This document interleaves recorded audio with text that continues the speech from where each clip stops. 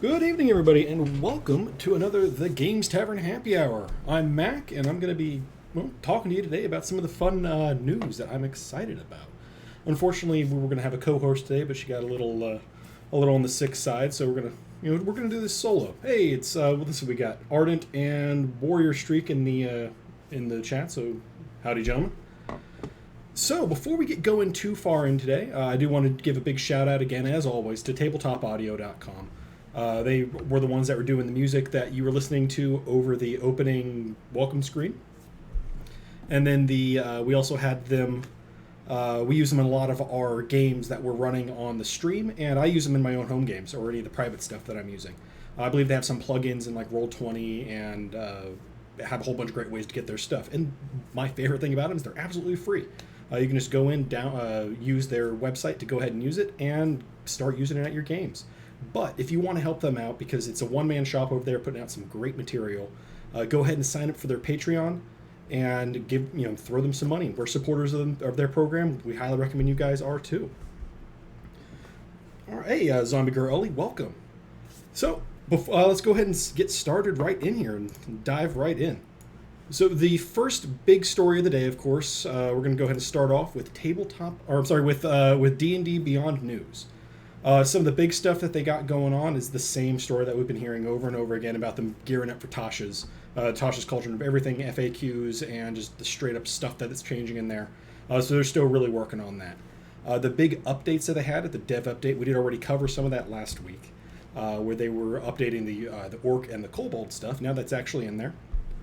But then the one that I'm most excited about, and frankly, I'm a little disappointed that my Curse of Strahd didn't show up today, but I can log on to D&D Beyond right now and check out all the updated language that they used in Curse of Strahd. So it was very minimal changes to the actual text itself from the one that I have back here on my shelf.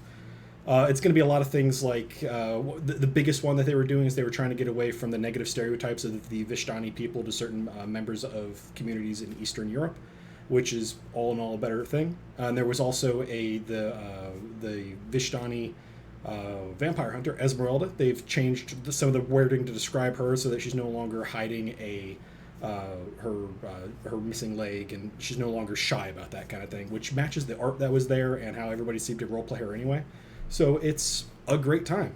I'm super excited to see what they're actually going to be coming out with, and if I'm lucky, it's going to arrive while I'm here, and one of the post goblins is going to give it to me, and I'm going to be able to open it up real fast and show it to you for a sneak peek for next week.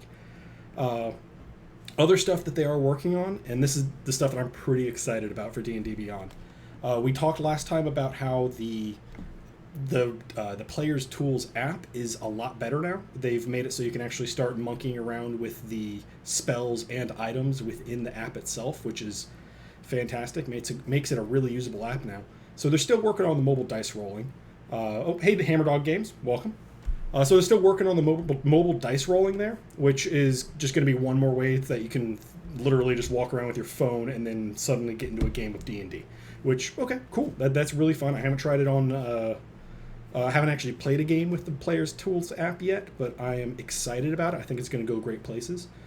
Things that I'm really looking forward to are the rolling for ability scores. That's just my preferred way of generation, just because I like a bit of the extra random and chaos in there. And they're also updating character sheets to allow for some special rules and some exceptions that are a little less common.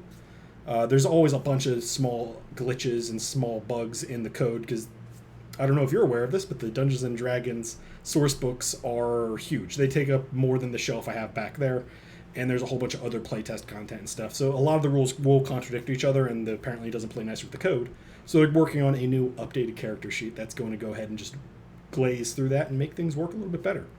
Now, one of the things that we've talked about a few times here on when we're talking about Dungeons and Dragons, especially D&D Beyond, is the idea that D&D Beyond is going to be creating a virtual tabletop thing. And the last bit of news that they were talking about, I think, is just a little more hints on this. Again, this is complete speculation, but it's the only reason I can imagine they're going to be making a shared dice rolling method so that when you roll your dice, everyone else can see it. That's basically every other virtual tabletop out there has that kind of capability. So it's just another thing that's notching, and another thing in the notches there to say, yeah, they're probably going that way. Again, just speculating on that, but I think it's in the cards. I'm pretty sure on that one. And then finally, the last bit of D&D Beyond news, and this is probably the single most important thing we're going to be talking about in the first half here, is because it is the release of the Curse of Strahd revamped. There is a sale right now. So, whether or not you're playing digitally or you're actually playing in person, this is going to be helpful for you.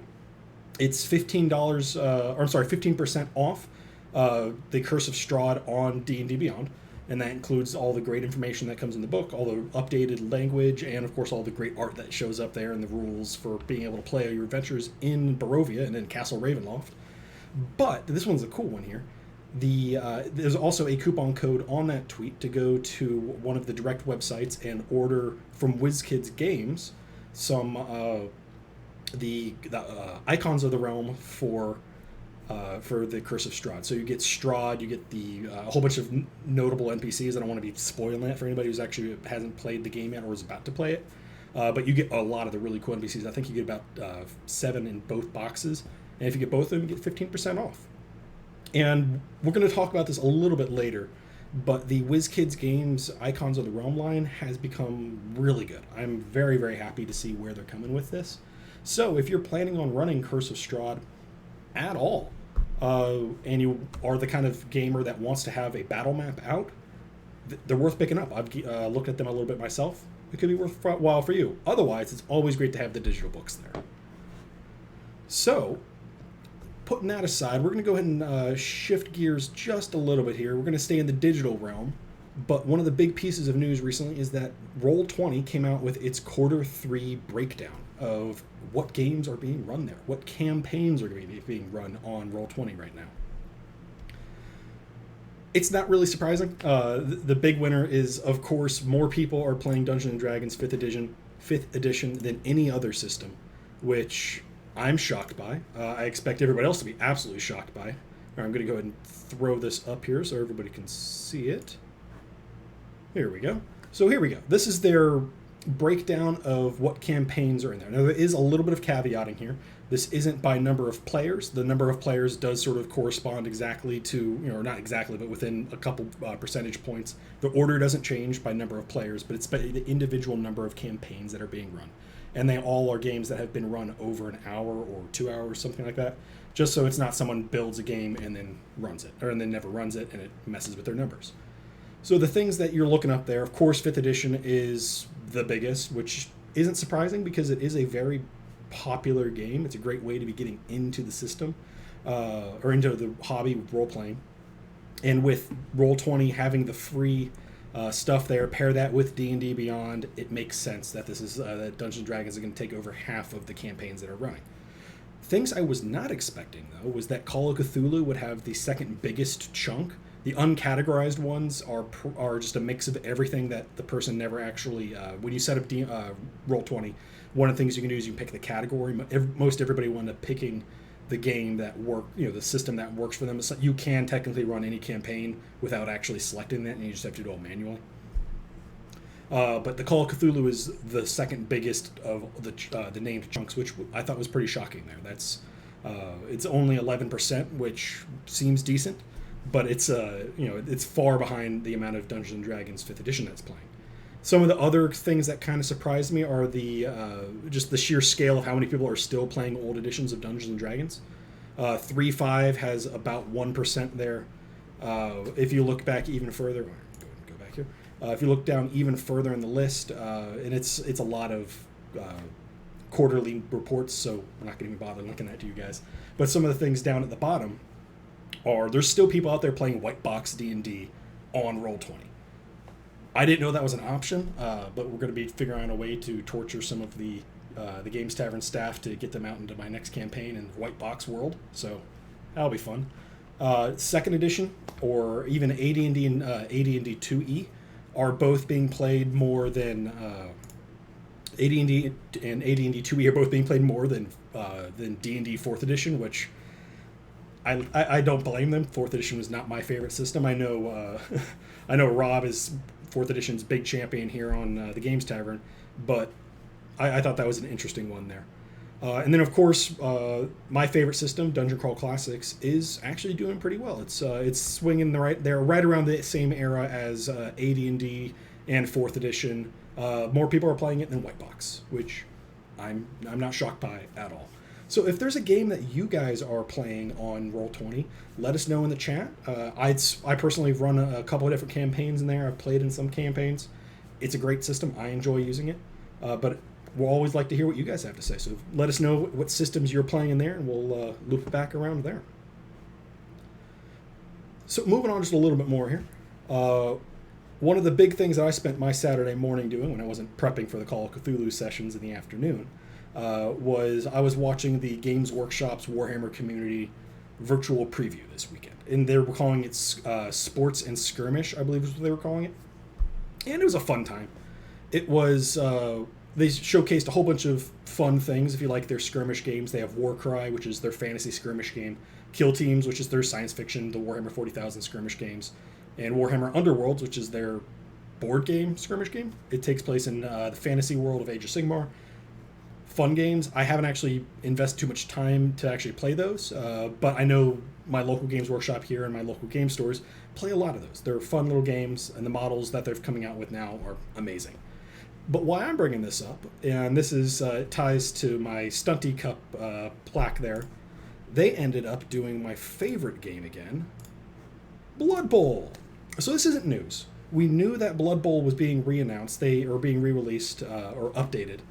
They announced it in, I want to say June, the second or third of these sort of virtual previews they've been doing with the whole 2020 thing going on. So they've been doing these every couple months, and they announced this in it. Now, strictly speaking, a while back somebody did leak the entire rulebook out there, so it's good. It's a slightly more polished version of Blood Bowl. Nothing out there is absolutely shocking. It's just a good one. It's a fun time to be playing Blood Bowl. But if you listen to some people in the community, there's going to be a lot of people that are getting very angry about it because they bothered to change something. Don't worry about that.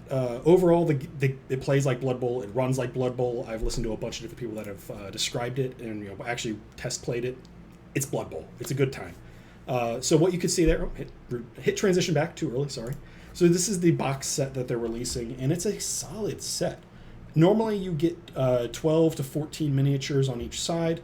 It's historically been humans versus orcs.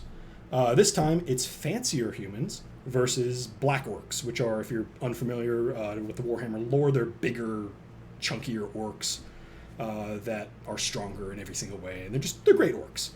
But this time, as opposed to just the bare minimum teams, they come with teams that they say will get you through the entire season. So you can see those out there. They have everything that you would expect. My favorite part about it is it's actually including the big guys, so the ogre and the troll for the humans and the black orcs respectively. And then 2 referees, which, I mean, who doesn't love referees? Let's go ahead and get some referee photos up there. Where are we? Pictures. Because the referees are always one of my favorite parts of Blood Bowl, is being able to see. There we go. You get yourself an elf referee and a dwarf referee. And they'll have rules included in there, so there's no huge worries about that. But besides that, you also get 2 star players, which they've never included in the starter box before. You're getting Griff Oberwald and Varog Ghoulchewer. Both of them are people that you would, are characters that anybody in the Blood Bowl world would have played or are familiar with. And then, of course, you get all of the pitches, the dugouts, the board to play on, all of the templates and gizmos to be able to actually measure out the game, and a hardcover rulebook. So we don't know a price point on this yet. Speculating probably going to be between $150 and $200. That's usually where these boxes are landing. That's not coming out till November. It's going to be their big holiday box. So it should be about that price point as what we've seen in the past. For the past couple of years, they've come out with about that size. But otherwise, it's going to be a good time. I'm going to be picking it up. I'm hoping you guys are thinking about picking it up because I need more people to play Blood Bowl with. Here's a link to the article if you want to check it out, and all the other games that they were talking about this weekend with the skirmish games, and all of those are really fun times. And if you just want to paint, they're a good time too.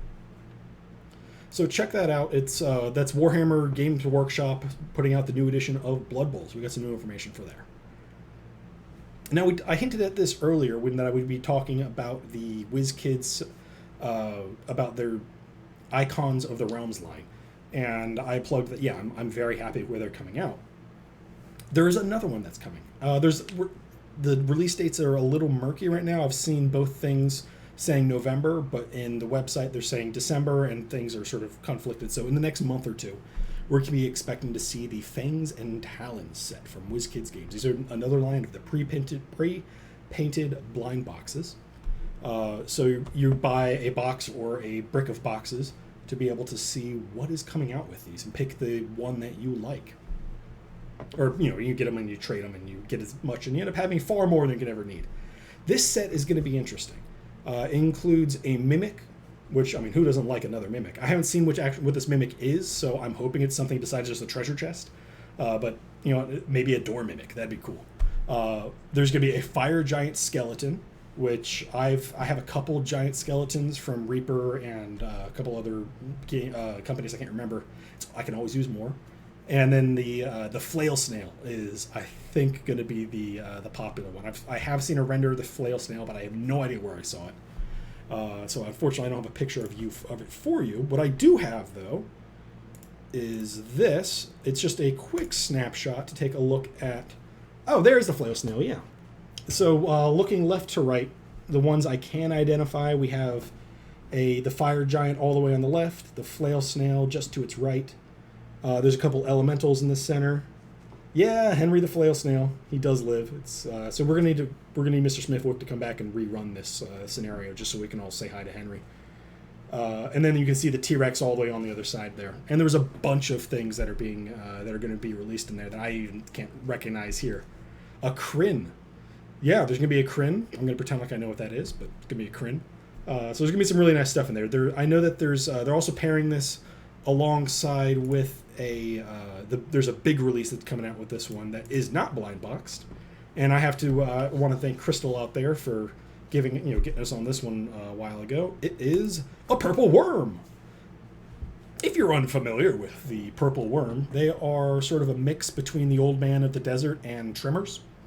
They burrow around underground and eat things. They're in the Underdark and they eat things. So as you can see there, they don't have eyes, and they're big, giant worm monsters. So they're a fun time. There's a whole bunch of really interesting, fun lore on them. However, what I'm most excited about is just the miniature looks very nice. When we can actually be playing in person again, I now have I want an excuse to pick this mini up.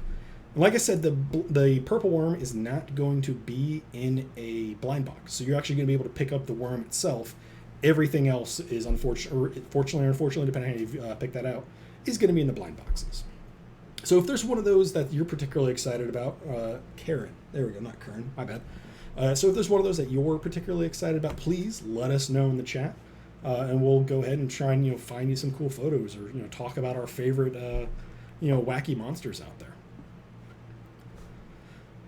Now, because we keep getting a lot of requests for this, I have a couple of the Kickstarters that I think are worth talking about, even if they're they're unique, and we're going to go ahead and show you those. The first one that I want to talk about is one that I saw a couple days ago, and I've been thinking about it ever since.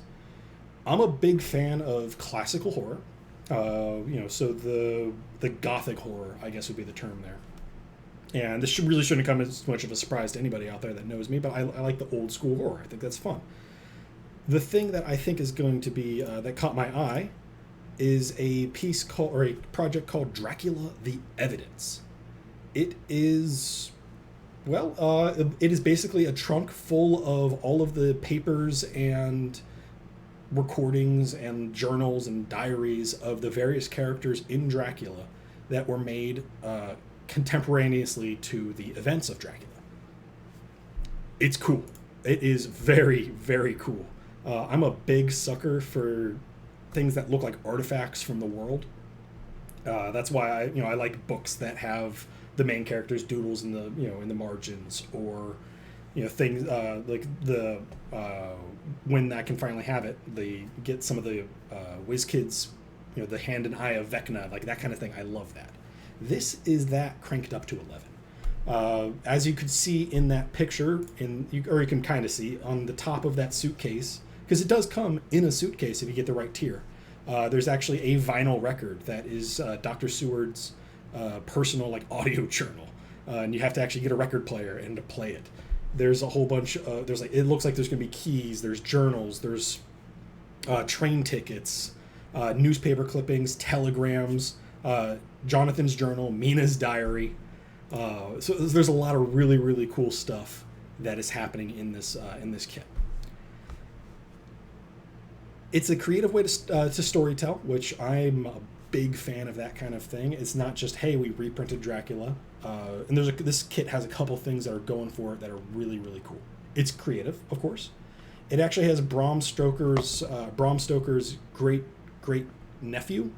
That's the heir of the executor of the Stoker estate, who is a consultant on this project. So he's actually chimed in and having a great time going in there, and helped it out. You covered Darkest Dungeon already. I have not covered Darkest Dungeon. I've seen it. I didn't really know what to talk about, unfortunately. I've never played Darkest Dungeon, but if you know more about it, sound off in chat, and we'll definitely try and take a look at it. But yeah, so the Dracula stuff is really, really cool, and I'm really excited about it. Unfortunately, it is, from all this stuff that you have going on with the game, or with the book, it is a little on the pricey side. To get the evidence edition, just the evidence itself is going to cost you $400 in the book, or in the case. If you are a huge hardcore Dracula fan, that could be worth it for you. There is, however, an Ultimate Edition that's sold out, so somebody out there is definitely really into this. And it is a $1,600 Ultimate Edition, is what they were calling it. And it includes everything that they have. The Immortal Hardbound Edition is what they were calling it. So it has all of the evidence. It has everything. It has a leather-bound clamshell case that has a metal plate that's engraved. There's 26 signed ones that have Dr. Stoker's signature and his a brief note thank you for your chipping in. It has a cool map and a whole bunch of other just really cool stuff in there. However, if you are a fan of weird little old in-universe maps, you can get that too. So there is some cheaper, more affordable options here. Where like just the map itself will run you about $40, and it's a nice map. Just a digital PDF of everything is $25, so you can still help out the project. But you do have all the way up to the $400 or $800 price tag. So it depends on the amount that you love Dracula. And given that I love cool projects like that, I was really shocked to find the best way to describe it would be a companion project for Frankenstein. This project's a little different though. It's called Mother of Frankenstein, and it is about it's basically a puzzle escape room role play kind of thing. It's an experience that's meant to be played over 10 to 15 hours. That involves riddles and puzzles and learning music, and it is about Mary Shelley's life and the inspirations that get you into Frankenstein itself. There's not a whole lot of details about where it goes in the second and third parts of it, just because it's not a huge, I haven't dug too much into those because I don't want to spoil it, because it does sound really cool. But the first part of it is you basically follow around Mary Shelley as she's going to a castle in Europe. They call it Castle Frankenstein, and you start seeing her inspirations for the project, which is really cool. I like that. One of the things that I'm absolutely signing on for is I might not get the whole thing because it's a little pricier. It's $90 for the standard edition and $250 for the ultimate. But for $40, you can actually get a special printing of Frankenstein. I happen to have lost my copy of Frankenstein, so cool. I'll buy a nice hardbound copy. That works out well for me. But here is the link there for the Kickstarter. I do recommend checking it out. I like both of these projects. They're both really cool. I wish the Dracula one was a little more in my budget, but who knows? Maybe I just won't do Christmas this year. What do we got here? Hammerdog Games is talking about Oh, still talking about Darkest Dungeon. Yeah, you love it 100%. It's a dark horror Lovecraftian dungeon crawler roguelite video game. Okay, I like it. Mythic got it to license. Lithium got the license to create a board game, and it looks lovely. Okay, yeah, I will have to check that out. That's interesting. Hammerdog Games is trying to get a license to create a 5e. Okay, interesting. Yeah, that's cool. If anybody else has any other projects that they want us to know about, a great place to talk about this is to join us on our Discord. We're always having cool conversations. They're all weird, nerdy chats all the time, and they go off on weird tangents, but we always get back on the topic. We've run a bunch of games there. I think there's half a dozen, maybe more games running on the server at any given time. And you also get to chat with the cast of all the Games Tavern shows, and just everybody else that's in the community. It's a really fun time there. And if you have anything that you would particularly want us to talk about on this program, the Games Tavern Happy Hour, there's a special slot in there that's the Games Tavern Happy Hour channel. You can go in there. It's in I believe, the streaming shows channel, and hit us up there and say, hey, I found this project that's really cool. You should check it out. And we've actually found a couple of them that way. So there's a lot of really fun stuff happening on the Discord itself. Now, for the second half, we have a lot of really cool stuff coming up. But there is a little bit of stuff that we want to, sort of roadmap out what's coming up. Some releases I'm excited about for the next couple weeks. This week, Curse of Strahd Revamped is supposed to be at my door. It's probably there right now. I just heard someone knock. Yeah, it could be it. So I'll go check that in a minute. But that's Curse of Strahd Revamped. It came out today. Next week is something I'm also equally excited about, is the Heroes Feast cookbook by Dungeons & Dragons Wizards of the Coast again. What they're going to be doing this one is a whole bunch of in-universe style recipes that you can cook around your house or whatever it is, for parties or holidays, or just, do your meal planning with, a really cool outfit on. So I'm going to be picking that up when it actually drops. So this should be a good time too. And then the thing I'm probably most singularly looking forward to, just because I'm a big old school kind of fan, is in next Friday. Goodman Games is releasing the another old school Adventures Reincarnated. This one's going to be Castle Amber. I've run one of them, and we're almost done with the first book. And I have 3 more to get through. But Castle Amber is going to be another extension of that. It's going to be a really cool time. It's a funhouse dungeon. And that should be interesting to check out. So if there's anything that you guys out there in the chat are excited about coming down the pipeline, whether it's Dungeons and Dragons, Paizo's, Pathfinder, Starfinder, or just any other cool games that you want to see us talk about or that you are excited about, hit us up in the chat, drop it in the Discord, and we will get back to you. We'll let you know what's really cool out there. Yeah, so Arkline is saying they have to find Othmar's Keep in between all the different books. Yeah, you guys are probably going to have to go a little off book on that. Or maybe it's Castle Amber. Who knows? That could be an interesting time. But there's a bunch of great stuff coming out this fall in the next month or two. So I'm excited about that. So we're going to go ahead and take a quick 5-10 minute break here to adjust some cameras and get Jess in. But we'll be back, and we're going to be speaking with Jess. She's at Freckles Chick. At Freckles Speckles? I'm completely blanking on her name here. I'm so sorry. At Freckles Sketches. There we go. I'm terrible with that stuff. At Freckles Sketch. There we go. Who's the fantasy cartographer for Duval and Dragons, and is playing in our Call of Cthulhu short shot series. So she'll be on in just a few minutes. So give me a second to go ahead and get these cameras adjusted, and we'll be right back. All right, see you in a minute.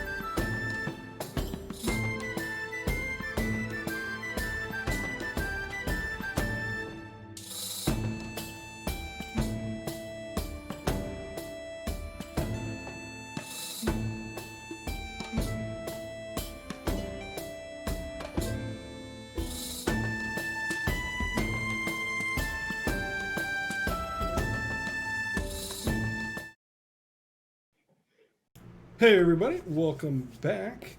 I'm Max still, and today we're joined by Jesse over there. Jesse, hello. Hi there, how are you? Well, I am doing well. Thank you so much for jumping on here and gracing us with your presence and agreeing to do this. Yeah, no, absolutely. It's absolutely no problem at all. I was rather excited about it actually. Well, excellent. That's what we like to hear. So, for anybody who is not aware, doesn't follow anything going on the internet, in just a couple, 20 seconds, who are you? Why are you on this weird nerd chat show? Oh gosh, so I am Jessie, aka Freckle Sketches. I am a fantasy cartographer and character designer. I originally had jumped in with Thread Raiders, and on Thread Raiders, I jumped in through my friend Jordan. I know her personally, and she was immediately like, "Hey, you're a nerd." Yeah, This sounds like a thing you should do. absolutely. Yeah, This is a thing you should do. I said, "Yes, it is." excellent. So I jumped in to help for a few charities. Got addicted as everybody else usually does, and now I just kind of float around the Twitch ether, jumping in on games and Okay. doing cartography.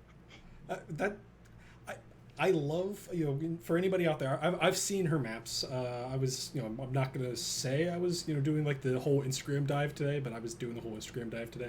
There's some really nice stuff that you've put out, Thank uh, you. and you have a really cool style that I sort of old school sort of what is it, the eight Azarun, Azarun. Yes. That map in particular is really cool. I like that one. It's it almost looks like the Tolkien-esque, Lord of the Rings style of, oh, there's mountains here. Don't worry about how many mountains. There's just mountains here, and there's a city, and I love that. It's so cool. But we're getting ahead of ourselves here. So, for the reason why you've hooked up with us is you're on our Call of Cthulhu short shot series that we're running. This weekend is actually going to be the conclusion of that. But Yes. what other RPGs do you actually end up playing besides just random ones on the Games Tavern? I know that you said you've done some Thread Raiders stuff. Can you tell us a little bit about that? Oh yeah. So I jumped into Thread Raiders in my first game with them was actually Duval and Dragons, Okay.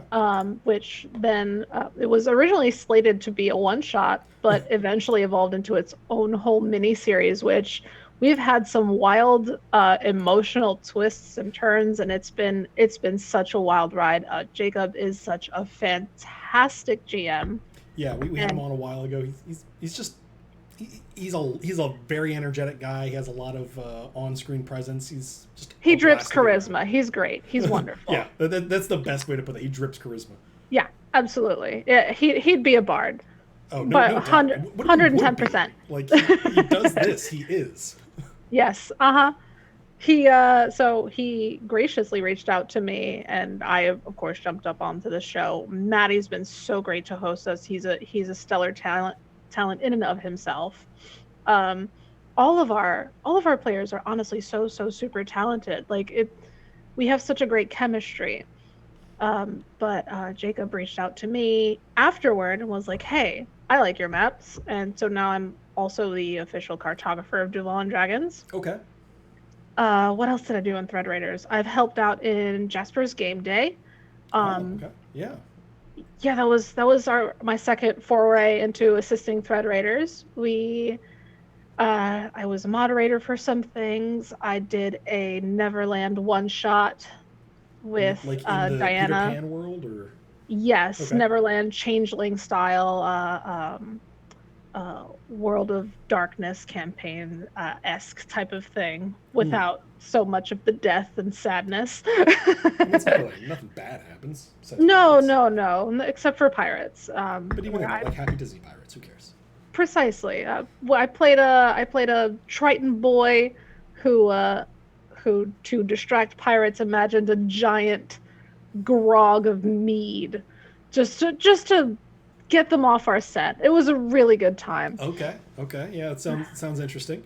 Um, I've jumped into so many games. I've literally learned systems just to play with Thread Raiders. Oh, I've nice. only ever started with D&D 5e.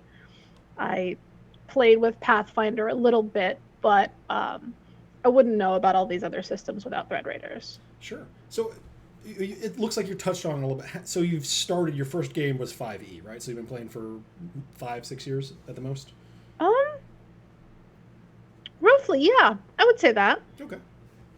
So what other games have you dabbled in? Because Pathfinder was roughly 3.5, which was sort of a crunchier game than 5e, but both of them scratch very different itches. But where else has your Thread Raiders journey taken you on this wide world of too many RPGs? Let's see. Mostly to World of Darkness. Okay. How do you like World of Darkness? Are you a vampire or a werewolf fan of that one? Oh, I'm a werewolf. Werewolf, okay. Yes. World of Darkness, the way we've played it thus far is, oh gosh, it runs similarly in that it's more of a narrative style to like Call of Cthulhu. So which is why I like it. I play for role play, not really for the fighting. And as much as I am a dice goblin, I'm not really playing to roll dice. I play to act. That's where I met Jordan. Yeah, that's where I met Jordan. We do theater together. Ah, okay. So, enjoying the theater of the mind aspect so much, World of Darkness called out to me. We've played few games. Oh my gosh, who did I play last? Oh, it was a small child. We were after. She was a psychic of the sort of Wednesday Addams variety. Of course. And we were after, of course, spooky scaries that we never found because it was a one shot. Little Logan did her best, but it was a good time. But yeah, it's interesting. That's I don't think I've ever actually done. I've done some World of Darkness like Vampire Masquerade LARPing. I've never actually done the tabletop. Tabletop is unique experience. It's a lot to take in, but once you know the system, it's so easy to roll the dice. Okay. Oh yeah, it's just a lot of reading material. Oh, I hate reading. It's the worst. I have all these, but these books are just here for decoration. I probably could just print out the back, the spines, and put them up, and no one would know. I am in the process of designing a study for all of my books. I kind of love it. Yeah, this is just sort of you can't see anything that's not in the camera. Is just my bedroom. I focused on making this square good. Everything else is just like, I sleep over there. It's fine. Yeah. One day I'm going to have a study because I have too many books. My bookshelf is full and I need more space. That's really cool. World of Darkness. That's about it. Yeah, but between Pathfinder and World of Darkness, and then now Call of Cthulhu. Yeah. I'm having a fun time with it. This is I haven't done a whole lot of Call of Cthulhu beforehand, but it's like it's a very simple system to run with. It's narrative heavy, and it's not, every now and then you just roll dice and hope for a low number. Yes, if you like to tell stories, I would super recommend it because it's just really good. You can do a lot with it. They give you a lot of room to explore. And there's, I've only ever done it with like traditional Eldritch horror kind of stuff. But I know that, I have a book right next to me where there's actually, I'll go ahead and grab it. I've plugged it on the Stro before. But it's a guy, not Indiana Jones delving a pyramid. Yeah. You can also do standard Gothic horror with Call of Cthulhu. There's a lot of really interesting stuff you can do. You don't just have to be running around looking for, tentacle-faced monsters. Oh, yeah. As delightful as illithids are, I'm sure lots of people get into the more furry varieties, werewolves and vampires alike. Yeah, mummies, vampires, just cannibals. Mummies. There's a lot of creepy, scary stuff out there that I think the system does a really good job highlighting. I feel like there just aren't enough mummies. Now that you've said mummies, I'm like, what? I've not played with mummies in a while. Well, it's because the British just threw them into, they used them as their train cars, steam boilers. Yep. It's like, this will be a problem in 20 years. Whatever, just throw them in there and no more mummy uprisings. Yep. Problem solved. So so you've mentioned the variety of games that you've played. Do you actually do any running of games? Are you ever sitting in the DM/GM seat? I do, yes. Oh, what do you run? So, I run. Oh my gosh, I've run 3 or 4 5e campaigns now. One is ongoing. It's a campaign I co-run with my fiance. We actually play that in podcast format on Libsyn. It's a tableandtombstones.com. Table and Tombstones. Okay. Yes, where it's a homebrew campaign. The map that you mentioned previously, Azeron, is actually one of the continents that our players are in the process of exploring. Very cool. So there's that one. I've run a Mad Max one-shot in 5e style, entirely crafted by myself. Okay. How'd that work out? Because I could see that either going really, really well or just sort of not working mechanically. So what was how'd you get that to work? Oh, I had to homebrew a lot.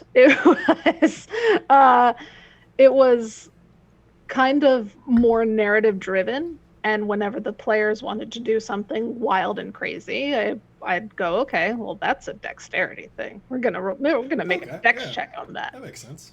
Your car's got these types of stats, so your car has to make this kind of, it's got to make an engine save. I did one of those. I added a mechanic to the game to make it work, and it wound up being a runaway train scene at the end to escape the prison that they were in. Okay, very interesting. Yeah, that sounds like a cool time.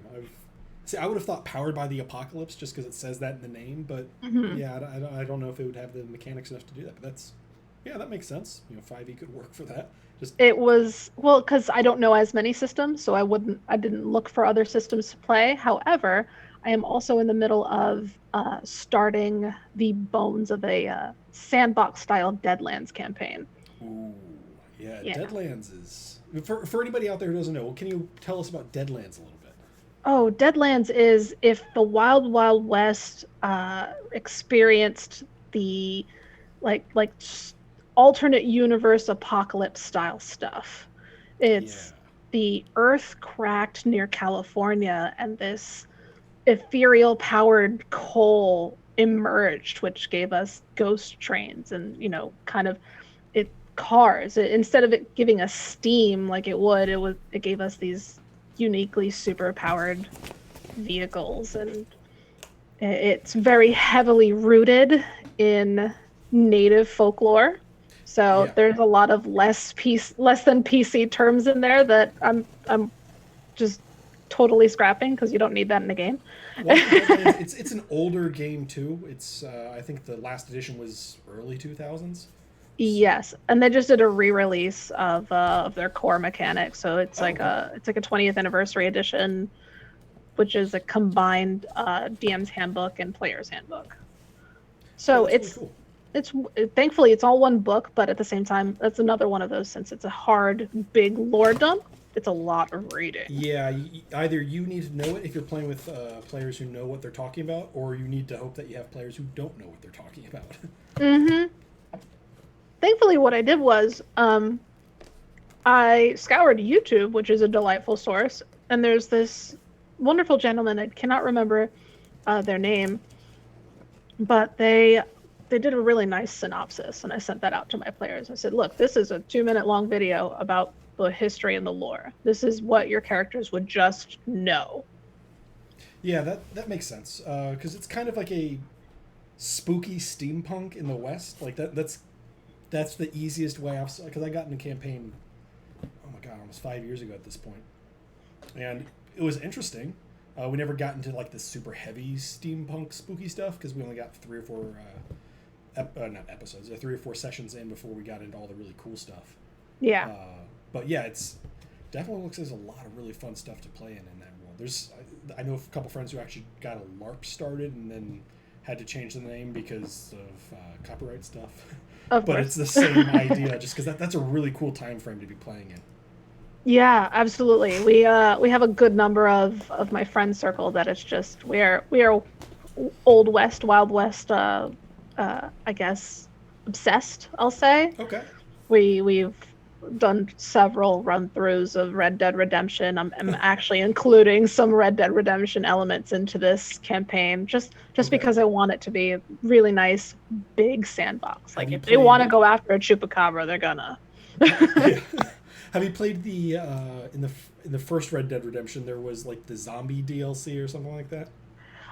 Okay, so the second Red Dead Redemption was my first Red Dead Redemption, so I've not played the first one yet. You can probably find it for cheap now because I think the game is almost a decade old at this point. Yeah. So if you can do that and get the zombie DLC, that might actually have some really cool ideas for your campaigns and stuff that you're running in. Just because it's not all zombies. Like, oh, hey, there's somebody has a spooky stolen thing that they got from this temple somewhere, and whatever. Who cares? It's horror. Let's do this. But it's in that era when everything had to have a zombie thing attached. Oh, to I it. love that. Yeah. Like Call of Duty style. Yeah. It was right as that was happening. Of course, yeah. Which, I enjoy that, but it's also like, hang on a second, like, what? Some people just want to shoot things. It's fine. Yeah, That's exactly what the Wild West was about, arguably. Yeah, something like that. Yeah. Yeah, that sounds like a lot of fun. I would love to get in more Deadlands and really just more any other not 5e games, because 5e is a lot of fun, but being able to get out and reach out to other programs or other systems is it's a nice palate cleanser periodically. Oh yeah. So you only get one game. Which one are you going to be like? All right, I have to burn the rest of these books or give them away. What's your system of choice that you're going to hold on to? Ooh, that's a tough one. Only because I know it so well. Pathfinder. Pathfinder. Okay, 1 or 2? Yeah. 2. 2, really? Okay, I haven't played Pathfinder 2. How's that working out for you? So the revisions are stellar. I'll say this about 2e is that the changes to the concept, I guess, of Aasimar and Tiefling are amazing to me. Really? Like it's a dwarf with horns now. You're a Tiefling by application, not really by blood. It's literally anybody can be a celestial now. You can play that gnome celestial if you really, really want to. And then on top of that, there's far more customization options. You combine this class with another and call it something totally, totally different. Whereas 5e is just kind of like, here's a rogue. You're going to sneak. All done. Yeah, they kind of... and I like it, but I'm also a big old school fan. So they sort of they're sticking with the old school D&D tropes of elves are light and quick on their feet and they're good with arrows and magic and stuff, and dwarves are slow and they hit things with hammers and right. Sticking with I like that, but what Pathfinder 2 has done with their how they're handling races, or I believe now they're ancestries now, how they've handled that, I think Wizards of the Coast could learn quite a bit from, and I think they actually might have. Given everything that's coming out in Tasha's Cauldron of Everything, they might have. I haven't seen how they're actually doing the mechanics of that yet, but it'll be very interesting to compare them side by side, I think. Yeah. I'm building a whole world for a custom Pathfinder meets 5e campaign, just because there's a lot of elements in Pathfinder that I really like, and similar to Mercer style, I'll just kind of merge elements and make things work. Yeah. So I'm kind of taking lots of Pathfinder bones and incorporating into a D&D world, because to a 5e world, I should say, just because most of my friends have only ever played 5e. So I'm trying to just make it simple enough for them to understand, because a few of them just kind of get distracted at the table, and it's easier for them to roll dice and not have to think about what their character is rolling for, as opposed to narratively what their character wants to do. They're more a part of the narrative than the rolling. That makes sense. That's 5e's really good at sort of setting that bar and getting everybody around the table. So that works out well.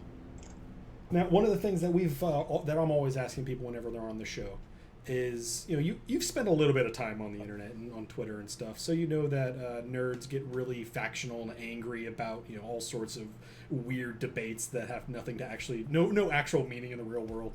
Things like how does alignment work, generating your favorite, how do you generate your methods for ability scores, rules as written versus house rules, all that stuff. So there's we can we don't have to bother citing all, but are there any of these RPG debates that you actually kind of feel passionate about, or you're like, what, no, rules as written is stupid, we're going to run rules is cool, period, full stop, or it's alignment, or we're not playing by game? See, as far as the worlds I craft, alignment matters. Your character, I like to since I like to focus on the narrative, I like to also focus on the mental aspects of what your character goes through. just because everybody's got trauma.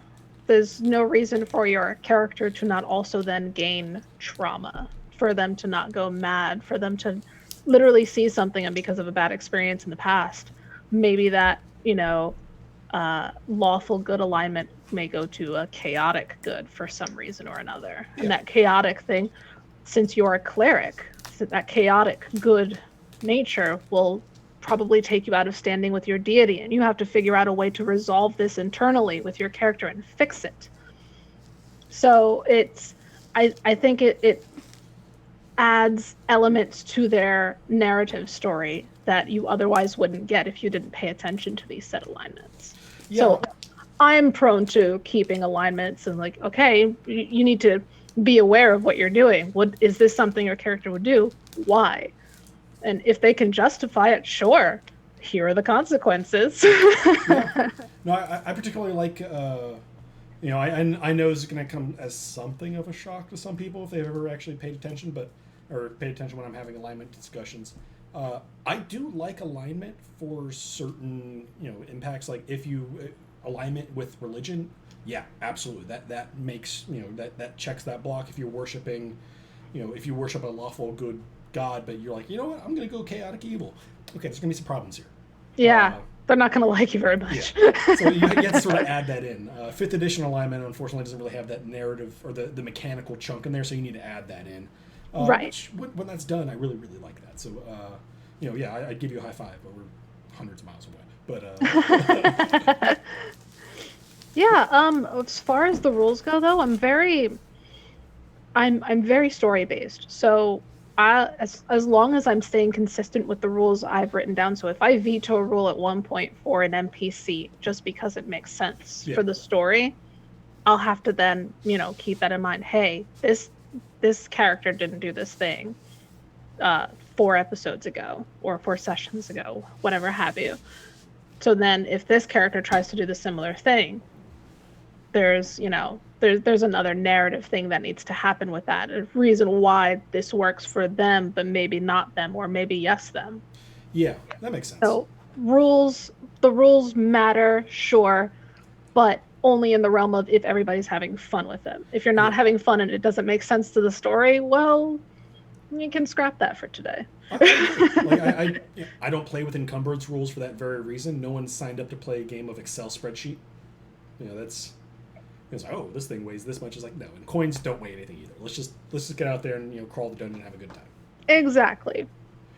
So you want to carry that dragon out so you can carve its flesh and make a full suit of armor? Cool. It's going to take you maybe a while. But... I'd have some words with him at that point. Like, I'm going to drag out this elder black dragon. We're not going to worry about the weight. We're going to worry about the time. That's going to be a thing. Okay. So you've touched a little bit on your mapping and your cartography. Wow. Way to blank. All of the above. All of it. Yeah, you do all of it. So do you have any other creative outlets or hobbies or anything like that? Painting miniatures, painting paintings, miniaturizing paintings? I don't know.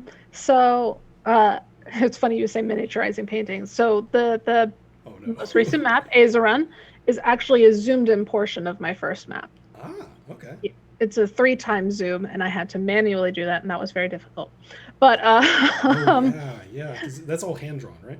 Yes, because they're for my purposes, they're prop maps. It's something my players can play with and interact with and feel in the universe. Okay, I like so it. I'm in the realm of crafting props. I do paint minis. I'm just dabbling into that right now. No pictures as of yet because I'm still not I'm still taking in progress pics and taking my sweet time with it. Okay, what are you painting for? Is it for campaigns that you're running, or is this just a hey, let's do a you have an itch to suddenly start playing Warhammer? Well, I like Warhammer, but let's see. It's a whole bunch of gifted minis. I'm one of few painters in our group, so they got me a gifted set, and they were like, "Hey, you have paint. Make paint on these things. Make these things complete. Make do." Yeah. Okay, I'll paint. I'll paint minis, sure. If I've got paintbrushes, let's do it. So it's just a creative outlet, Probably not anything I'm doing anything with as of yet, but some of them are turning out pretty stellar, if I say so myself. Fun. I might turn it into a thing. Who knows? Yeah, that's, I've always liked. I have, the way I've set everything up. I'm looking over there, and I have a pile of minis as tall as I am, and as 3 feet wide. I'm like, I'm never gonna get to those. But It's hard to start a new hobby like that because I'm already a dice goblin. I have several bags of dice, and I'm slightly ashamed of it, but not enough. well, that's what that is. That's, the big yellow bag back there is my bag of dice. Here. That I have. Oh no. This is mine. That's Okay. the size of my head. And then, hang on. A Crown Royal bag? Do we have a Crown Royal bag here? No, this is a wine tote Oh. that's got fancy maps on it. So I picked it up because it's really pretty. But this is full. I like it. That's fun. I used to have the Crown Royal bag, but it's small. You grew up. You're like, no, that's everybody's first dice bag is the Crown Royal. And Precisely. You're like, no, I can get a nicer one that has my name or my character or Death to Elves on it or whatever. Yes. So, oh my gosh, what else? I do character creation. I do character art. So okay. since I play a lot, I like to draw my characters. Sure. I'm learning embroidery to probably do some embroidered maps because I don't have enough on my plate. Okay. Yeah, I've always wanted to pick that up so I can, do like a Bayou Tapestry round of, like that'd be a lot of fun. That's hundreds and hundreds of hours to do that. Uh-huh. Yeah, they're probably going to be on a much smaller scale because my normal maps are pretty big. Oh, really? Okay. Yeah. It's hard to get a sense of scale on, and I wish you could say, I can't figure out how to save from Instagram. I'm sitting here trying to figure out a way to get it off and post it up for you. Like, check it out. This is what we're talking about. But I can't figure that out there. I have a size comparison with an American dollar that I can actually tweet right now. Oh, cool. Then I will, let's go to your Twitter.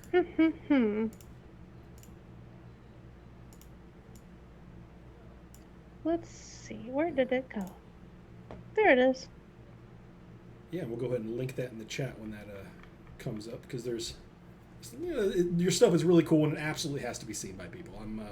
I'm far too happy every time I look like that. That's awesome. It's it looks Thank like you. I'm expecting the Lonely Mountain to be there somewhere. I'm like, this isn't Mordor. What's happening? Yeah, I was actually gonna try to do the Lord of the Rings map in my style. Really? Just Okay. for fun. Yeah, Why not? Let me know when that's done. I want to take a look at that. That sounds amazing. It's an iconic map. It's one of the maps that started my process. I literally looked at it and I said, I need this hanging up in my room. And then after that, I saw a map of Hyrule that I felt was so poorly done. Which Hyrule?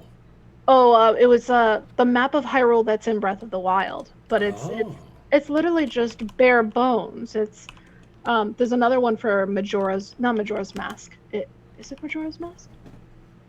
It's Twilight Princess that they released. It's a cloth map that if you got the pre-order, you got for free from GameStop, I guess.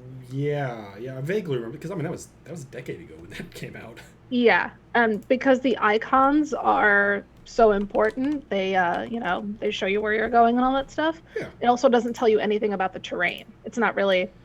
It's a game map, not really much fun.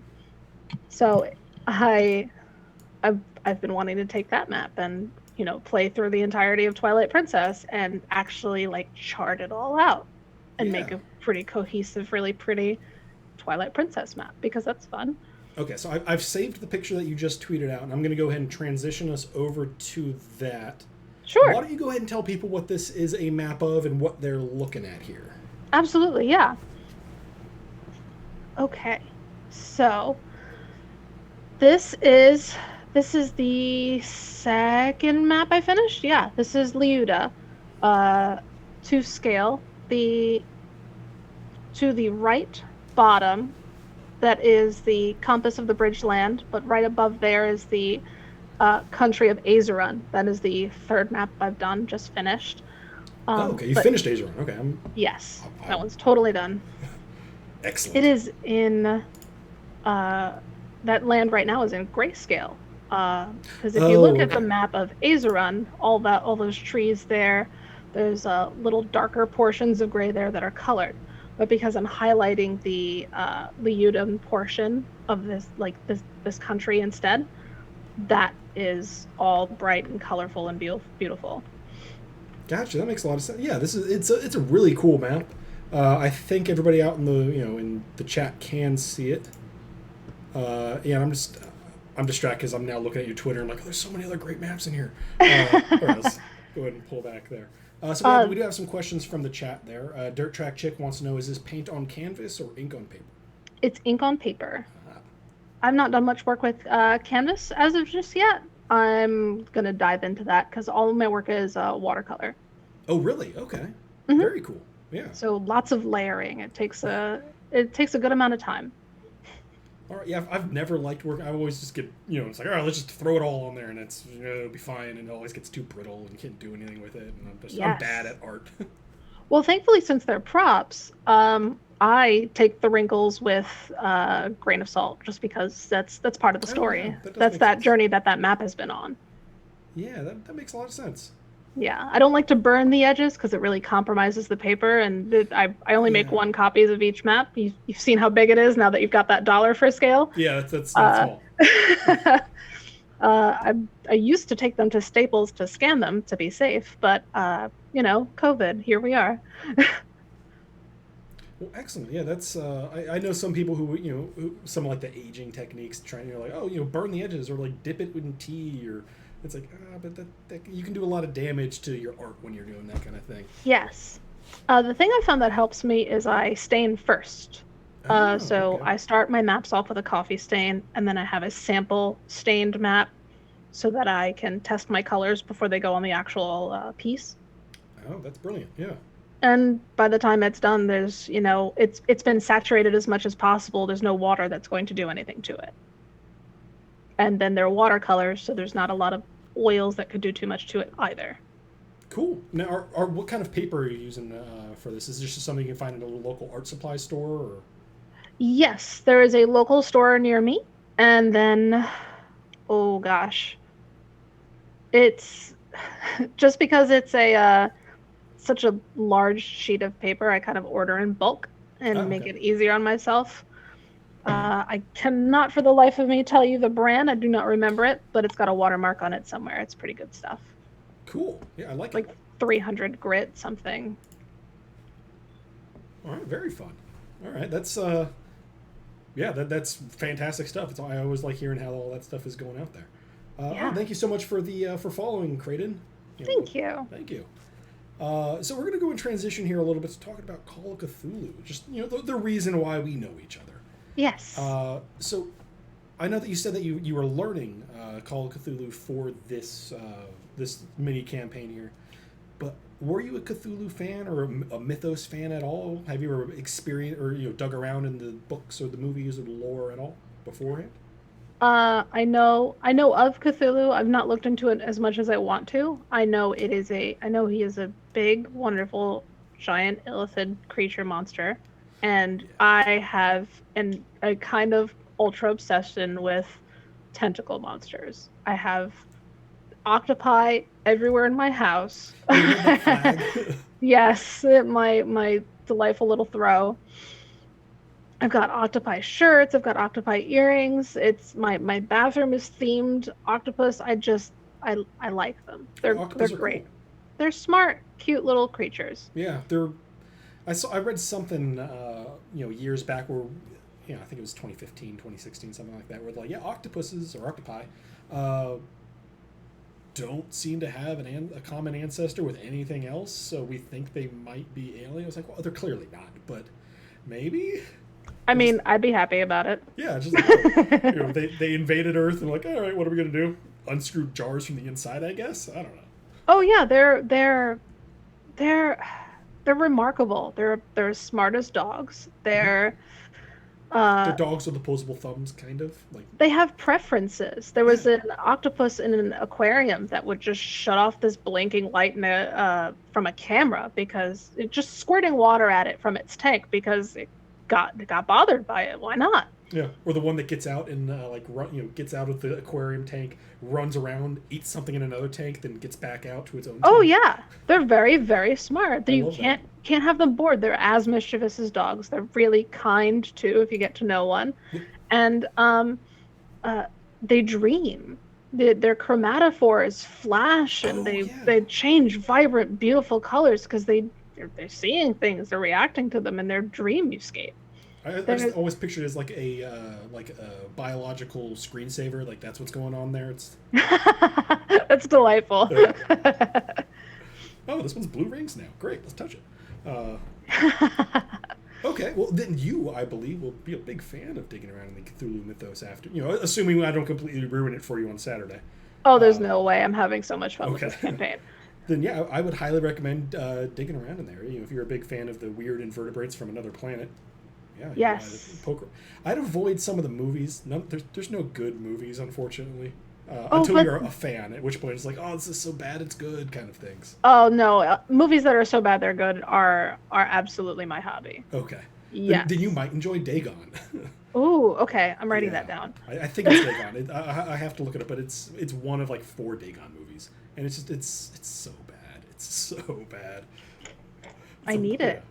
I love movies that are so bad they're good. I'd live for that. We watched the most recent Hellboy just last night Oh, after a really? pumpkin carving session with some good friends. I'm very sad to hear that it's so bad it's good. Like I was kind of because Hellboy 2 with You don't want it Ron to be bad Perlman. generally. Yeah. But I don't think it's any fault of the actors. I think it was just really, really bad writing. That's a shame because Yeah, Hellboy 1 was fantastic. absolutely. Abe is my favorite, my absolute favorite Dark Horse character. Okay. Yeah, that's he's like the undersea man who can like psychic or something like that. Yes. Yeah. Totally not the same guy from Shape of Water. One would think. I'm willing to bet Guillermo del Toro was just like, nah, we'll just reuse the suit, whatever. Hmm. Why not? Yeah. It's a good suit. Those great prosthetics. Oh yeah, it was something like 8 hours of makeup every day just to do that. Hmm. Which like that sounds terrible, but okay. It's the same guy too Right. in Yeah. both suits. So it would be doing a huge injustice to cast anybody else as the Seaman. True. Yeah, I haven't seen Shape of Water, so I'm just going off of all of the pop culture nonsense that was like what is this? I Uh, watched a lot of the making of the prosthetics just because I love that type of stuff. Monster makeup is beautiful. yeah, and Del Toro does just some of the best use of it. I like that 100%. he does do some CG, but it's always like complementary or additive as opposed to replacement or just completely brand new creatures in that you can't actually see. Oh Try to keep it as yeah. much practical as possible. I don't think there's enough practical effects left in the world anymore. Yeah, it's a I shame. miss it. Thinks actors just work better when they're. It's like, oh, I can act to this. It's kind of a hokey puppet, but it's there and I can talk to it. Versus I have to act to the tennis ball. Yeah, no, we recently watched The Thing, and Ooh. that was such a stellar film. The 80 something one. Yes, so good, so beautifully done. I looked at it, I was like, "There's no way that's a puppet, no freaking way!" And the way it moves is Yeah. it's so jarring. It's just barely off of that uncanny valley cusp. Like I didn't find it creepy at all because gore doesn't freak me out, but it was. I will not be able to describe to describe that experience again because I love practical effects. Okay. Cool. As a That's- props person, I make and design my own props for my players. I love practical effects. Yeah, that was like when I was LARPing, I would always have, as opposed to like, oh, I have a blank note that's like, oh, this is my map of this thing. It's like, no, I'm going to try and find a map and make it go. And, I wrote out, when I was playing a goblin, I wrote out, all of his literature in, a pigeon goblin language. Just like, here we go. And, people just looked at me like I was crazy. But it's like, I'm having more fun than you because I have stuff. And, Oh yeah. Yeah, that's fun stuff. So, with the campaign that we're on right now, Mhm. and I think I might know the answer to this question, just given everything else that we've just been talking about. What kind of prep are you doing for, not just for each session, but like overall for the campaign? I'm willing to bet there's a little bit of, like research into how medicine or psychology worked, 70, 80 years, 90 years ago, or 100 years ago. Good Lord. Oh my gosh, yeah, 100 years ago. Yes, that's precisely it. Some of it is not well documented, shockingly enough. I'm not shocked. But I am doing my best, and I'm looking near the era of like how a neurosurgeon might have done things way back in the day, and it's really just a lot of hammers and nails and a lot of electroshock. Yeah. Yeah, the early 20th century was, right after the "you've got ghosts in your blood and you should do cocaine about it" phase. Yes, precisely. And they were like, "What should we do? I don't know. Railroad spike up the nose. There we go. That'll calm her down." Yeah, I'm really sorry. Here's some heroin. So I'm hoping that somewhere in your medicine bag, you're like, "Well, we're going crazy, so heroin." Yeah, here we go. I mean, at least it's not in the realm of Wild West where we were doing mercury, so... Yeah, they were doing that for far too long. Yes, they were. I think in some countries it's still a standard or an accepted practice in some places, which is just like... Ugh. Yeah, that's frightening. Yeah, it's not the greatest. But besides the random amount of medical research that I'm sure is just not a nightmare factory at all, do you do anything else to get yourself into character for Dr. Jean Watson? Oh, yeah. Miraculously enough, I call my mom. She is from New York. Ah, okay. And most people notice this about me, that even though I spent 14 years of my life in New York, more than half my life at this point, I don't have an accent. Darn. So my accent only comes out when I'm angry or after I've spoken to my mom for a long period of time. Okay, so you're like, all right, well, Mom, I got something going on today, so just tell me what's I'll find a reason to talk to her. Yeah, I'm just, hey, Mom, work was stressful today, and she'll go on and on and on. And and by the end of the conversation, I'm all set. I'm all set to play my character, just because I'm already in that mindset of, oh, this is generally how New Yorkers think and feel, because they, here we are, abrasive, angry, we're going to tell you like it is. I'm willing to bet it wasn't much different, 100 years ago. Oh, no way. It's just there was more of an Irish twang back then. That's all it is. Yeah, no, that's fair. So, for anybody who hasn't watched the Call of Cthulhu short shots that we're doing, A, why? Go watch those when we're done here. But B, can you explain a little bit about who your character is, just and what you know about her? Because there's a lot of, I know some people just write like I am in the minimal backstory camp of things. I'm like, they're from this place and they dislike cheese. Anyway, moving on with the game. But you sound like you have a little bit more of stuff going on with Dr. Watson. So why don't you give us a stroll down that lane while I think about ways to make her insane? Oh yeah, of course. So Jean Watson is one of those types of women who was told she was pretty all her life and that's all she'd ever be good for, and hated that.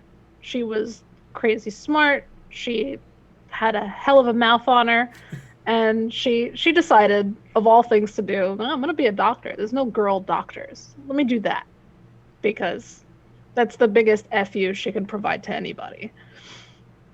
So she went off to do that, especially after her sister went a little cuckoo, and she couldn't do anything to fix it.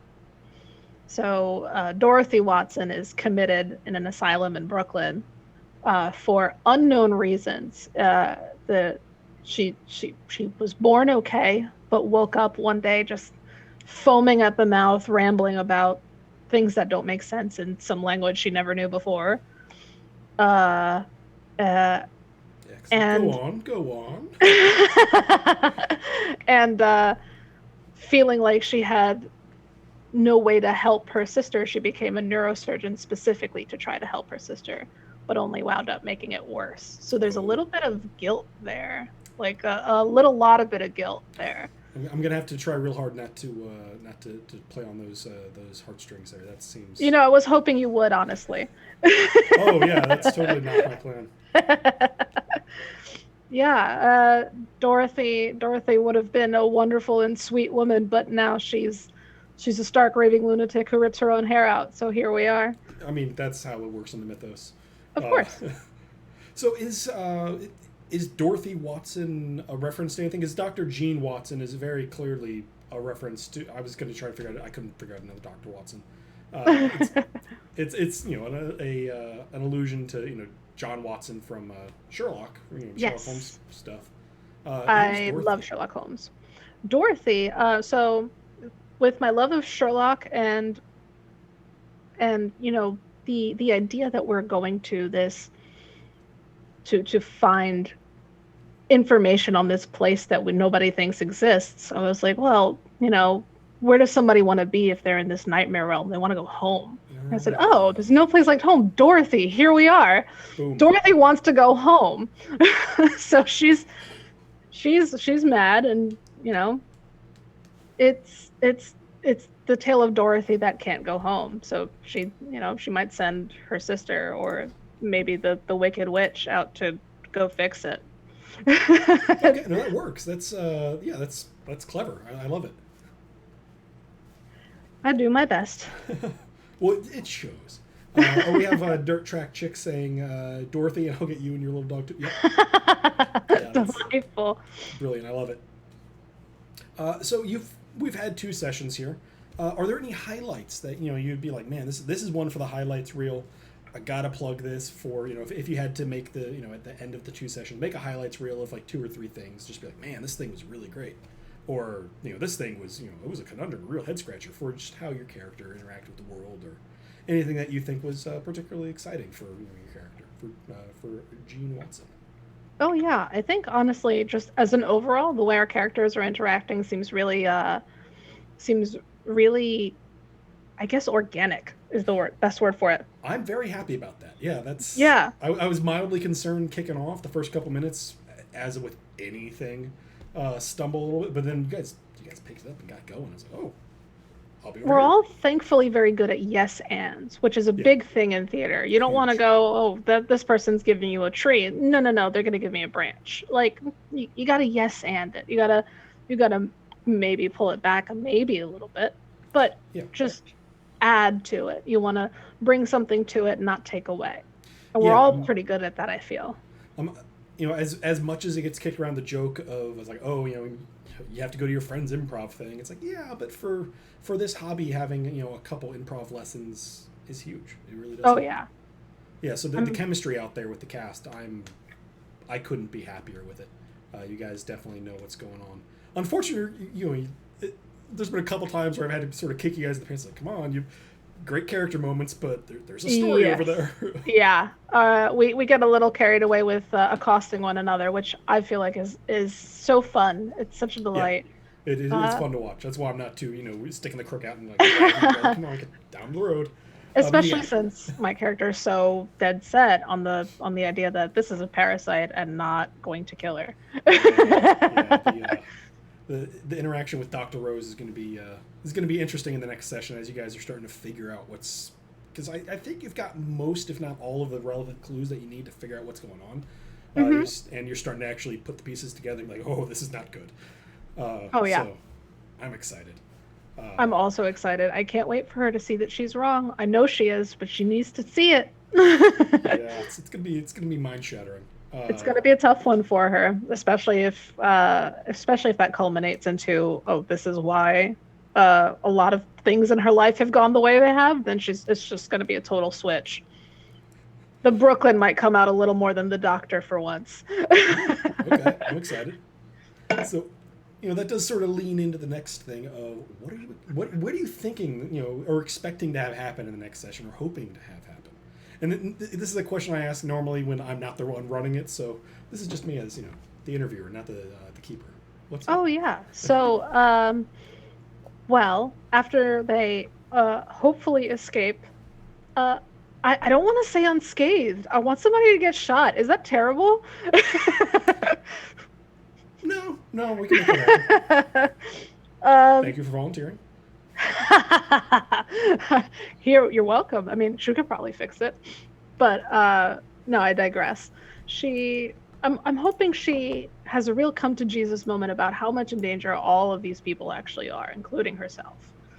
I'm hoping it becomes a because back against the wall, I know what she would do. In her heart, in her mind, she was hired to do a task. She, by technicality, volunteered to come out and do this task and then made it her responsibility. She sees it now as, I'm the doctor here. I'm here to make sure nobody else gets hurt. If I get hurt, nothing's going to save these people. And she's got nothing waiting for her at home other than work. So she's a bit of a... She sees herself as a bit more brave and bold than she normally would be in her day-to-day. Okay, cool. So, I think we can work with that. That's something that will maybe touch on those things might be happening potentially. That's as vague as you can be. Thank you. Yeah, a thing may or may not happen in the future at some point. Well, very political of you. Yeah. Vote for me. Okay, cool. Yeah, that's I'm having a lot of fun running the Call of Cthulhu stuff. This is my first time actually running it, and I really couldn't tell, honestly. That's it's exactly as easy as you're saying if you like the narrative stuff. So I'm definitely gonna be trying to do some more of it. Please do, and if you need a spot filled, you know where to find me. Yeah, that's. I think we can make that happen. But that's a beautiful transition to tell us about some of your projects out there. I know you've mentioned Duval and Dragons, but how can our viewers find that? Where, if they also want to find you? There we go. That's the segue I was looking for, and I had to stumble on it a couple times. Oh yeah, so we're on twitch.tv/so-many-games, games with a Z at the end. We're on this upcoming Sunday and every other Sunday. Let's see, you can find me personally at Freckle Sketches on the Twitter, Instagrams, and Facebooks. I take commissions. Commissions are open right now, but I am also the official cartographer of Duval and Dragons, so we might have to wiggle some things around. Let's see, you can also find me on tablesandtombstones.libsyn.com for my podcast. Tables and Tombstones. I love that name. That's solid. It was a slow going name. Really? We workshopped a lot of things, and I do a lot of research, so I had to make sure it wasn't taken. That's fair. And Tombstones is an old way that that those more prone to more voodoo-like practices would say dice.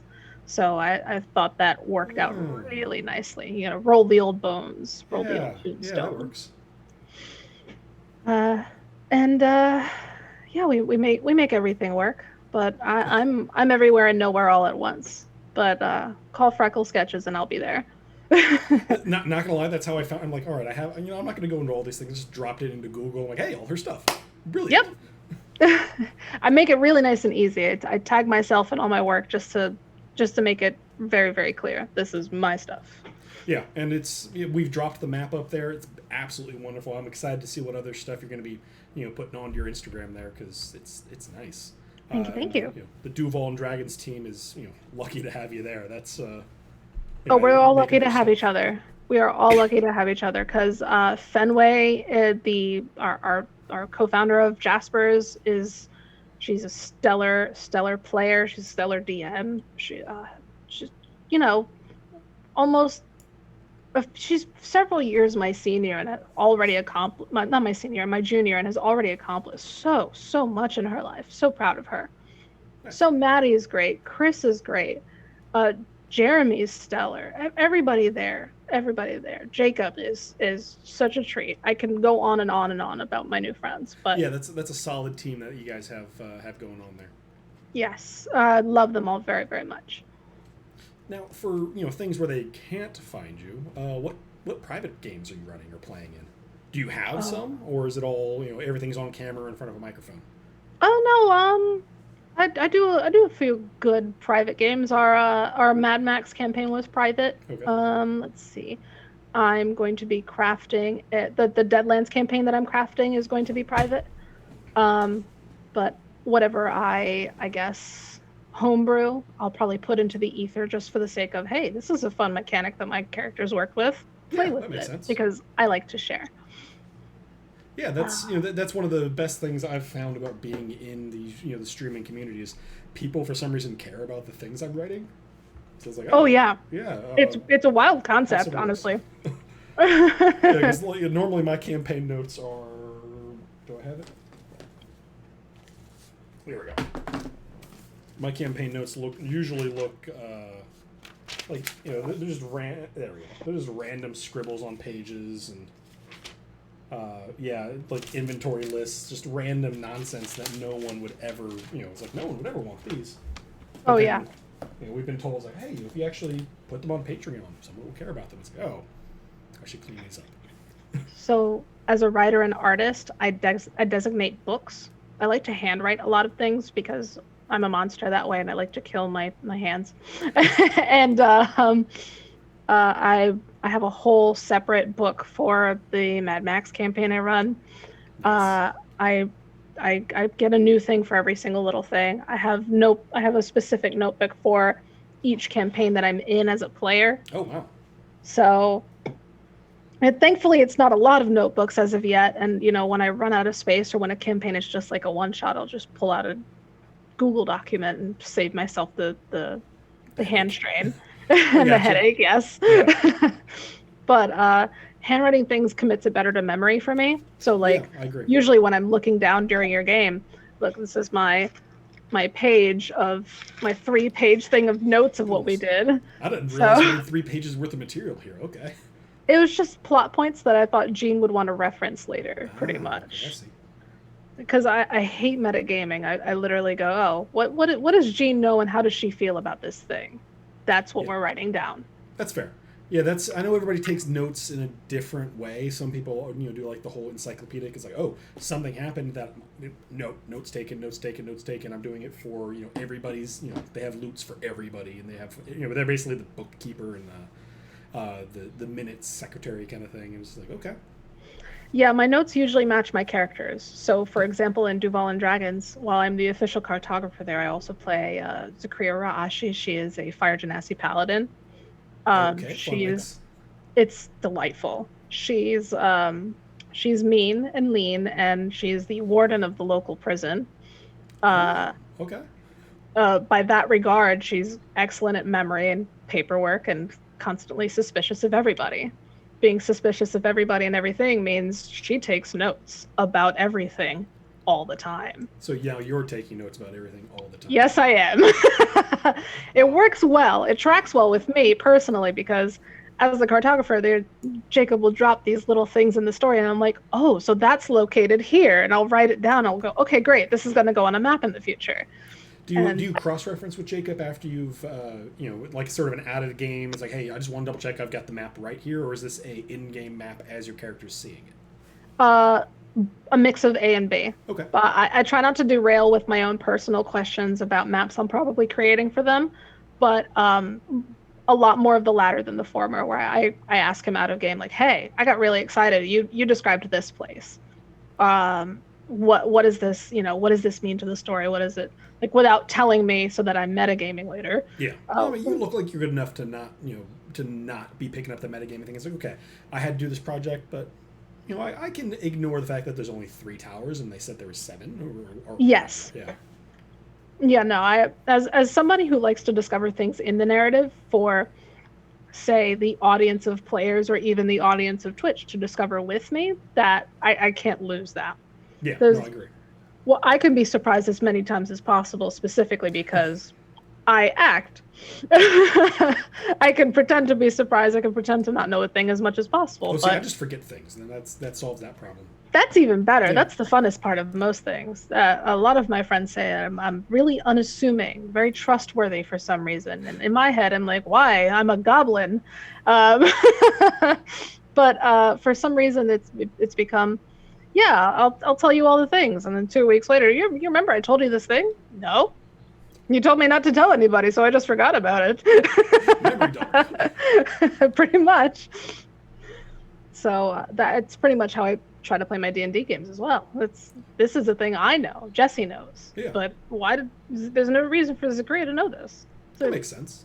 she's going to assume that the world is specifically this way. There is no reason for the world to not be this way, especially because she is a lawful good, or I should say chaotic good type of creature, and there's no reason for her to see anything any sort of way that doesn't benefit her. Makes sense. We have a Dirt Track chick out there chiming in with shitty memory makes surprising plot points so much more exciting. Oh, it does. Yeah. I'm surprised every day. It's great. I love it. Oh, yeah. It's like, hey, I have cats. Great. Ooh. Oh, yeah. Oh, by the way, our cats look oddly similar. I saw that. Yeah. There's no one in the room with me, but yeah, my black and white cat, and I saw yours on your Instagram. I'm like, wait a second. Yes, my son is he's also a goblin. He's on the couch right now sleeping, but he's not usually prone to jumping on the desk until I'm doing something important on it, of course. So, which is why they're usually featured in my map photo shoots, because they're just like, hey, mom's got a camera. You want to go mess with it? Because I've got two, but you'll never see her. Yeah. Not because she's frightened, but because she's all black and usually cannot be seen with any light. It's impossible to take pictures of her. You have one of those Vanta black cats. Oh, yeah. And then the eyes don't even help because she's partially blind. Her pupils and scleras are intertwined. They look like little galaxies in her face. It's the most beautiful thing I've ever seen, in spite of the fact that she can partially see. She gets around just fine. But oh, yeah, cats are great like that. They're just covered with whiskers. Even in the dark, though, you can't see her because her eyes don't glow. She's a bell, maybe? I don't know. See, but because she can't see, I don't want him pouncing on her because he can hear her, but she can't see him. I don't want to give her a disadvantage here. Like, it's... Oh, no. She's wandering around in chain armor if I give her a bell. that's good. Real conundrum. So I just settle with, if I have to walk around my house in the dark, dragging my feet on the ground very, very gently so that I don't step on her or trip over her. That's fair. Yeah. We learn to work around her. That's why I put the cat tree right there. So, occasionally we get cats showing up and saying hi. Yeah, once I have my home office set up, I'm probably going to put their cat tree behind me as well, because that's just a great idea. I love their cameos in my work. Yeah, it's, and I know what the people are here for. So, got to give the audience what they want. Of course, yeah. All right. So, are there any other projects, or because this has been a killer conversation? I'm having a lot of fun here. Yeah, are there same. any other projects that you want to chat about or plug before we because we are approaching time, unfortunately. Oh, but we can yeah. always have you back. Oh, and yeah. thank you so much, Hallowed Legs, for following. 2 thumbs up. Thank you. 4 thumbs up. Hey, we win. So, oh gosh, recently I've been recruited to join Thread Raiders in their Extra Life thing coming up. Excellent. So you can see me here and there with that. I'm jumping in as a player, and I'm doing another cartography panel over there. Ooh, when's that? Because I saw you tease it on Twitter at the beginning of the month, and I was like, oh, I'm going to reply, but I didn't see the first one, so I don't want to do that. No, that's okay. Let's see. I'm looking up in my schedule really quick. Our panel is Friday, November 6th, starting at 6. Friday, November 6th. It should be an hour long, if I remember correctly. Yes, me and Summer will be back to discuss our different techniques. She's a digital cartographer, and since I'm prop, we have very differing styles. I mean, you can't just use her maps are great. The repeat tool and just go and make it happen. I wish. You say that, but I'm making stamps for that too, so to make my progress a little easier. That makes sense. Yes, but her work is also great. I would love to plug her. Let me try and find her Twitter as well. Yeah, I definitely want to check that out. That sounds like a fun time. And for anybody out there who's not aware, Extra Life's a great charity. And anybody that's teaming up to try and work with them is fantastic. They do a lot of work with children's hospitals and trying to help to make that whole experience less horrible. Yes. So that's the big the back of the envelope gist there. Got to check them out. They're one of the great things is to be supporting. Yes. So if you want to support my panelist partner Summer, she'd be at Just a Summer Job, exactly how it sounds, on Twitter. And she does cartography commissions through there. She also runs her own campaigns. She's a stellar DM. I've seen a few of her games. Yeah, she's a great all-around person. I highly, highly recommend her work as well. Great. Yeah, I love hearing all the recommendations on. Everyone's like, I do good work, but that person over there is like, but I already love your work. What the hey? That's perfect. Yeah.